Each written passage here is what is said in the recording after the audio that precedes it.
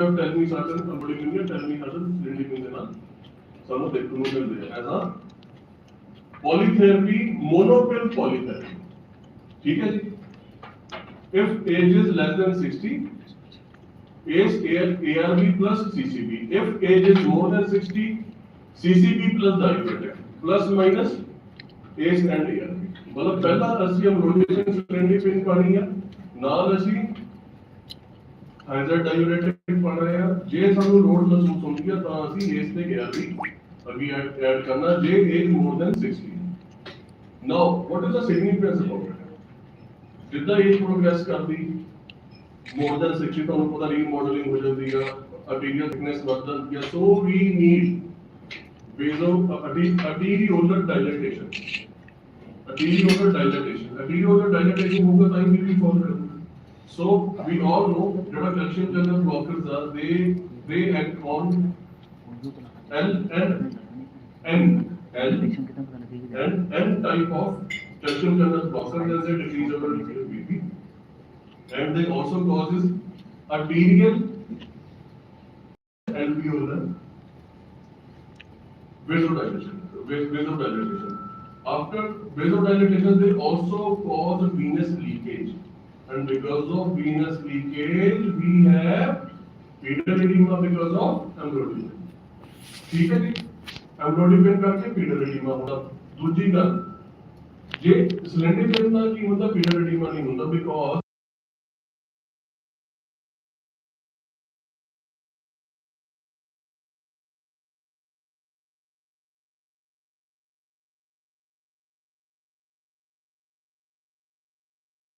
beautiful part about the splendid pin is going to talk about three most beautiful things. First, it is number one to be given in CKD. Eventually, what we all know that we have to put in the prescription ACE and ARB if patient is stable CKD or creatinine is less than 1.8. If creatinine is 1.8 and patient is diabetic, ACE ARB should be there. ये पहली guideline है but only कहता कि you can also add CCB if age is more than 60. Why CCB? CCB splendid pin क्यों? Because जो protein urea है ये वो इनहिबिट करता है. It causes non-protein urea in CKD patients. Number one. Number two, no fetal edema. Number three, and the most beautiful thing is calcium influx. It prevents calcium influx in the intracellular level of the myocardium. Now we all know ਅਸੀਂ ਸਾਰੇ ਨੇ MIs thrombolyze ਕੀਤੇ and we always know ਜਿੱਦਾਂ ਹੀ patient ਅਸੀਂ thrombolyze ਕਰਦੇ ਹਾਂ after thrombolyzed patient 30% of the patient die ਹੋ ਜਾਂਦੇ reperfusion arrhythmia ਦਾ ਦੱਸਦੇ ਸਾਰੇ ਨੇ ਦੇਖੇ reperfusion arrhythmia ਦੇਖਿਆ ਕਿ ਨਹੀਂ ਦੇਖੇ AIVR आ जाता reperfusion होने से वो AIVR क्यों आता? It is because of the gush and the rush of calcium influx in the intracellular. Are you getting my point? And this is the cause of reperfusion injury. Reperfusion injury is a खंडा इधरों भी तिक्का इधरों भी तिक्का ਜਿਹੜਾ streptokinase रहेगा या अपना connective plays ਦਾ ਜਿੱਦਾਂ ਹੀ ਆਪਾਂ thrombolyze ਕੀਤਾ patient no doubt thrombus ਤਾਂ ਗਿਆ ਉਹਦਾ but it can also cause reperfusion injury. Because of reperfusion injury, patient can die because of bleeding.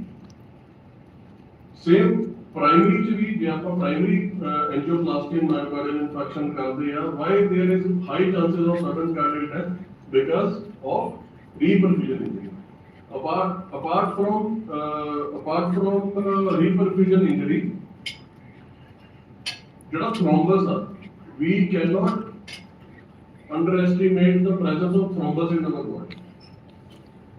Are you getting my point? Now, the thrombotic states, number one is post-COVID status. Now we are living in a post-COVID era. ਹੁਣ ਬਹੁਤ ਚੀਜ਼ਾਂ ਤੁਹਾਨੂੰ ਆਪਣੇ ਆਪ ਜੁੜਨੀਆਂ start ਹੋ ਜਾਣੀਆਂ ਆਪਾਂ ਕੀ investigation ਭੇਜਦੇ ਸੀ ਕੋਵਿਡ ਵਾਲੇ ਦੇ ਪੀਟੀਆਈ ਕਹਿੰਦਾ डी डाइमर आज तक कभी किसी ने नहीं किया आज तक कभी किसी ने एडवाइस नहीं किया सी किना एडवाइस करते सी नहीं जी पट सोच गया लत सोच गई you may have DVT so D dimer वो भी डी डाइमर है the D dimer is the investigation of a negative significance not a positive significance if D dimers are high it means patient may have DVT apart from the Doppler I am talking about but post COVID बहुत ध्यान ਨਾਲ ਸੁਣਨ ਵਾਲੀ ਗੱਲ ਆ ਸਾਰੀ ਚੀਜ਼ਾਂ ਆਪ ਹੀ ਜੁੜੇ ਜਾਣੀਆਂ ਕਿਉਂਕਿ ਸਾਰੇ ਤੁਹਾਨੂੰ ਪਤਾ ਪੋਸਟ ਕੋਵਿਡ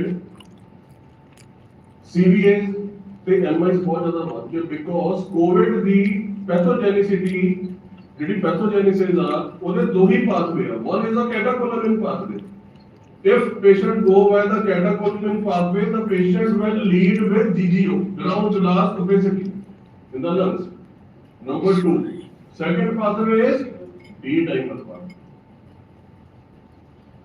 ਇਸ ਕਰਕੇ ਜਿਹੜਾ D dimer pathway ਹੈ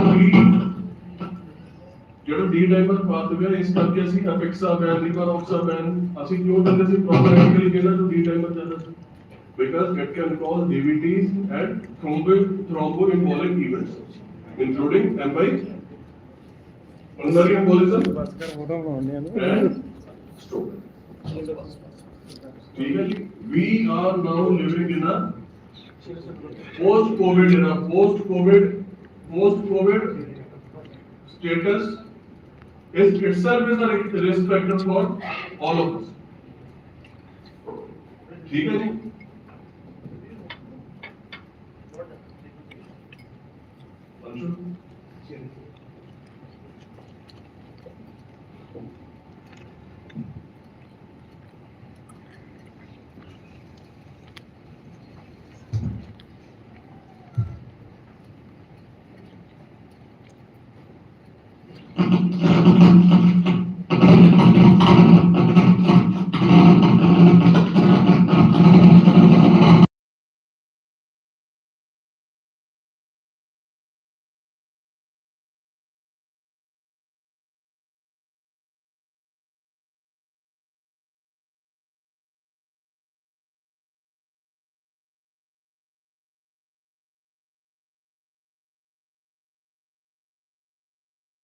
So these slides I have already covered. Hypertension in why cylinder pain is superior than nephrotic and why polytherapy is better than monotherapy. So if we are going to go for monotherapy, suppose we are talking about patient is on so मेरा मनना ये है कि we should increase the dose of telmisartan to 80. telma 80 cc. जो नहीं control होता था ਅਸੀਂ एमरो या सीसीडी ऐड करिए until unless target BP is 150. Sir, these are late type of. We are what we have discussed GNC8. ते GNC8 की कहता है कि we should not go the BP less than 150 in age group more than 60. ठीक है sir and CKD more than 1%.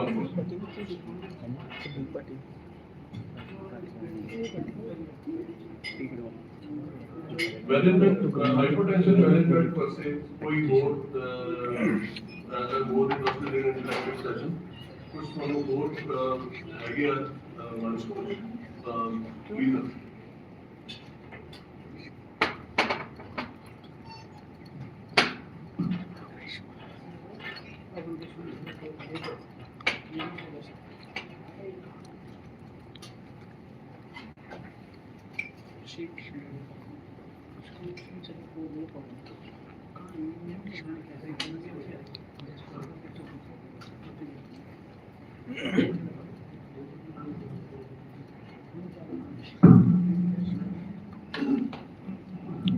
Some patient come with raised diastolic pressure. Their systolic pressure is normal or near normal, but the diastolic is high.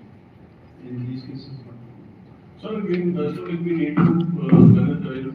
Basically, diastolic pressures are high in young people. So we need to again the management is same. We have to start from ACRP. Considering the age of the patient. Suppose now I will give you 3 drugs. First example is 35-year-old gentleman, BP 200, opium addict. Systolic BP is 220, diastolic BP is 140. Because diastolic BP elevation is secondary to the stroke. So, no doubt we are going to treat that also, but we have to treat it as a hypertensive emergency, and once we have lowered the pressures in the emergency and ICU, upon again for visualization we can start labetalol infusion or antigen infusion along with ACE-ARB, CCP if needed. But as a monopill therapy, I will start from ACE-ARB, always ARB, because ACE inhibitor, thyroid diuretics in a low dose, and third, beta blockers are very weak antihypertensive. So ARB is drug of choice. I will put patient on plain tempo, not elmacine, plain tempo. Now, why CT? Because in young patients we never see diastolic dysfunction. Now, understanding diastolic dysfunction is very important. So, because LV can relax, it will increase the left atrial pressure, and it will also put pressure on the left atrial volume will also increase, which will lead to venous hypertension, pulmonary venous hypertension, and which will lead to pulmonary arterial hypertension, and which will lead to tricuspid regurgitation. Yes, करके with every echo report, diastolic dysfunction is not addressed. Once patient have diastolic dysfunction in echo report, you have to put diuretic. No diastolic dysfunction, no need of that. Number one. Number two, this is one case scenario. In a person with addictions. Now, a office going gentleman, a corporate guy with high mental tension, type A personality, always start from Nebula. Again, target BP should be 130, 140 in such patients. Number three, along with same corporate person with addictions, with comorbidities like diabetes and central obesity. ACRP will done. If age is, I don't consider 50 as old. 50 is young, is a new young these days. So, issue is once we start managing hypertension, we also need to take care of the reflex tachycardia. Amlodipine causes reflex tachycardia. We have also noticed that all the hypertensive patients have reflex tachycardia. Are you getting the point? Suppose we are 20 kilometers and we are walking with 20 kgs of was. What will happen? Tachycardia and increased pressure on the heart. Same etiology हैगी या same pathogeny हैगी या hypertension. Again, amlodipine causes reflex tachycardia. इस करके जिन्हें भी जब भी combination बनाया ऐसी पुराना सिविल हॉस्पिटल वाला amlodipine नाम beta blocker जरूर बनाया. But because I'm talking about the age 50, beta blocker will give you impotence. Bad. So, age less than 50, no beta blocker until the patient is in health.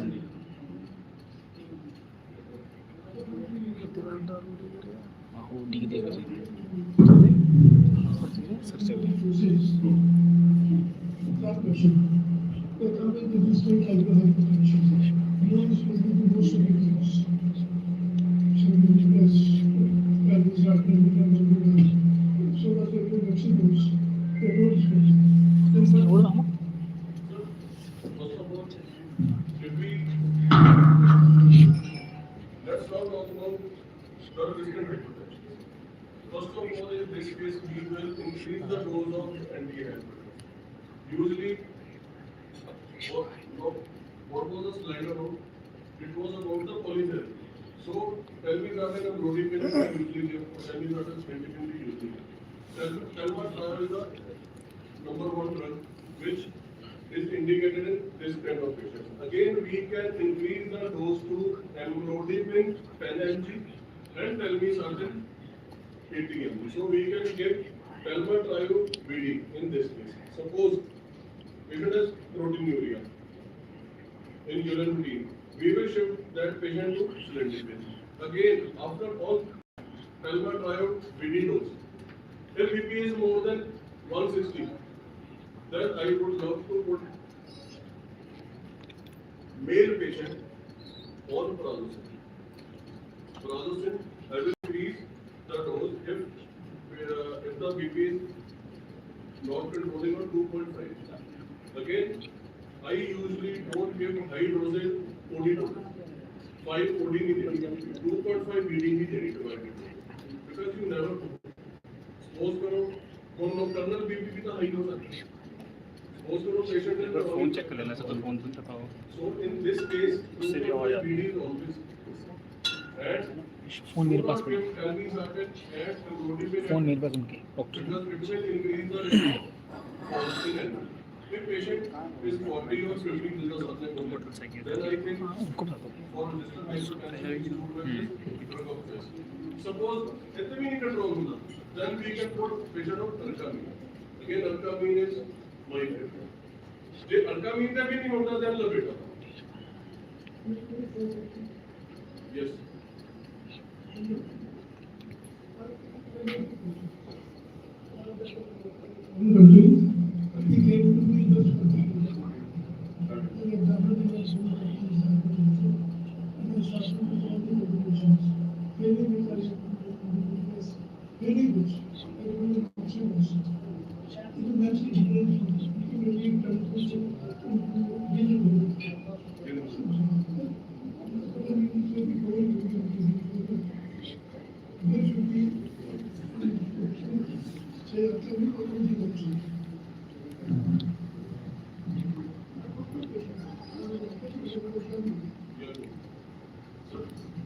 What you are talking about, such kind of patients are very common in CKD patients. What is also CKD patient? And usually young patients. Again, sir, we can give diuretic to the highest possible dose. We can give diuretic in such cases in 100 BD also. 100 BDS also.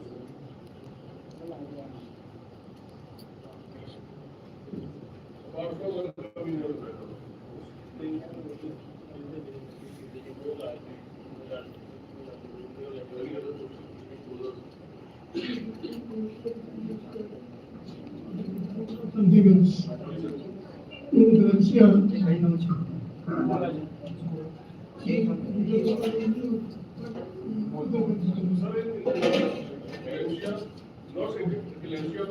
Let's talk about hypertension in pregnancy. So, hypertension in pregnancy.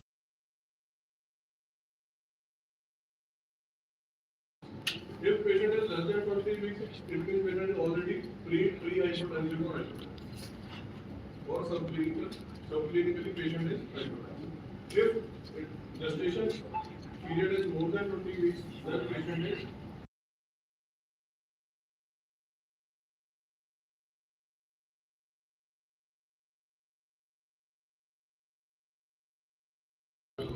though I hope I will also indicated, but in my practice, I've never seen people playing around with it.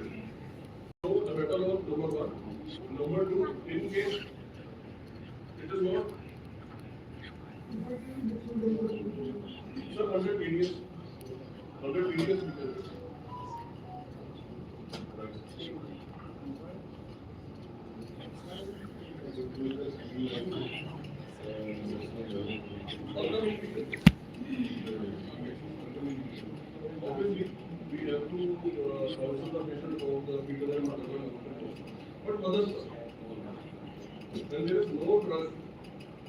say 100% safe is pregnancy. We have to say we have to test our negative status. There are no subcutaneous retrogenetic pentapole को number इलाज नहीं होता. So lifestyle modification, lifestyle modification. These are 100 areas. 100 areas. Usually it only 100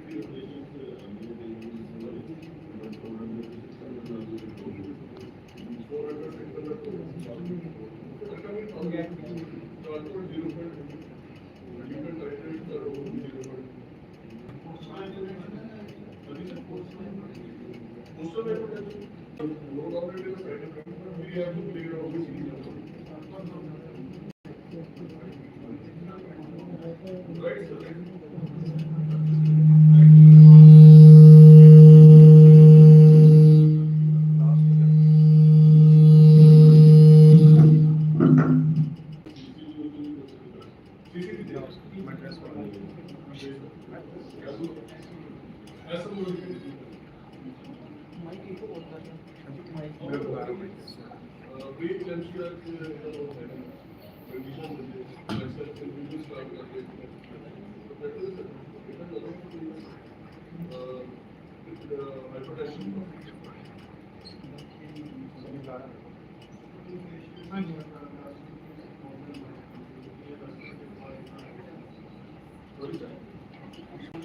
Diastolic pressure is more than 120. I usually auscultate for renal artery stenosis. And in many cases there is a renal worry. But when I go for that renal blood flow as a study, the report comes like high renal flow. So what to do and what is the exact renal management? So the management perspective, if we talk renal artery stenosis, we have to divide renal artery stenosis into two. Bilateral renal artery stenosis or single artery renal artery. Suppose the left renal artery is 90% stenosis. But patient is non-supporting and right renal artery is okay. And number one, we have to put up ACL. But we need to check whether patient's creatinine. If creatinine is 1.8, up to 1.8, we can give ACL. Once it crosses 1.8, we cannot give ACL. Number two, if both renal arteries are involved, that patient is very susceptible to go into flash pulmonary. Flash pulmonary. Pickering syndrome. Flash pulmonary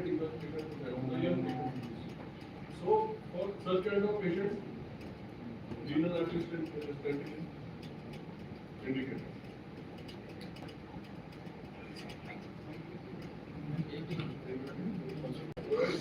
Emergency medical always patient with the tolerability always will less. So GNCH says number one is diuretic. This is